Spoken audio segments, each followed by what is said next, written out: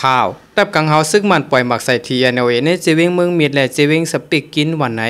ใบสูงถึงพี่น้องเขาซื้อฮับถอมยินปันแหงข่าวเงาตังเสียงกูก็กูก้นค่ะในวันเหมือนในกอตีแมนใส่ในวันที่28เดือนธันวาคมปี2เฮงปลาย25ในค่ะเอาค่ะในจำหนัง6ข้อข่าวเงาคือด้านเอาค่ะตอนในกอตีเกี่ยวกับเรื่อง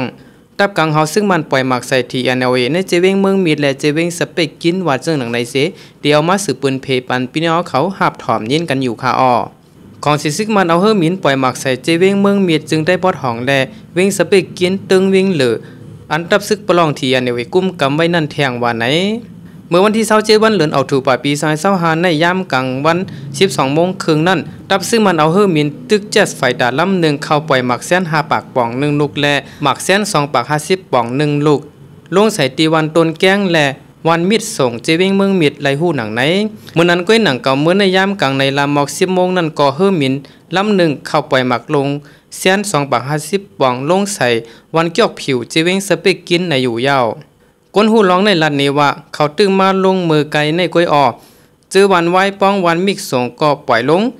มีลองตุ้มเตอลู่ซุ้มสังหนังเก่าค่าตีวันต้นแก้งนั่นก็กว่าปล่อยลงใส่เหมือนกันลงใส่ตีลุ่มตับเขไพ่มีดาดอ่อนนั่นตั้งวันจื้อนั่นมีปังตึกสังขาวันไหนย้อนเฮมินตึกปล่อยหมักใส่แล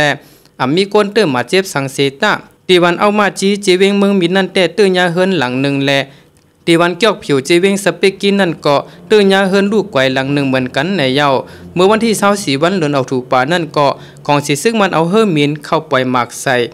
วันเย็นแคทปิ่นเจวิงสเปกกินนั่นเสเฮ็ดให้ก้นปื้นตีและลูกตาย3ก้อและก้นหมาเจ็บ13ก้อในอยู่ยาวเอาค่ะอันในก็เลยฮู้จ้อมข่าวเงาคือตันเอาขาตีในตอนในคันเนาะอันเกี่ยวกับเรื่องตับกลางเฮาซึกมันปล่อยหมักใส่ทีเนเอในเจวิงเมืองมีและเจวิงสเปกกินในก็มีหนังในค่ะข่าวเงาตอนในก็เขาเลยอ้างอิงเอามาดีเงาเลี้ยงหุ่นใหม่และแต้มต่างว่าเสขาวเลยสืบเปิ้นเพปันพี่น้องเขาเลยฮับถอมยินกันอยู่ค่ะยินจมถึงกูก็กูก้นซื้อฮับถอมยินปันแห่งข่าวเงาต่างเสียงค่ะปล่อยซุงค่ะ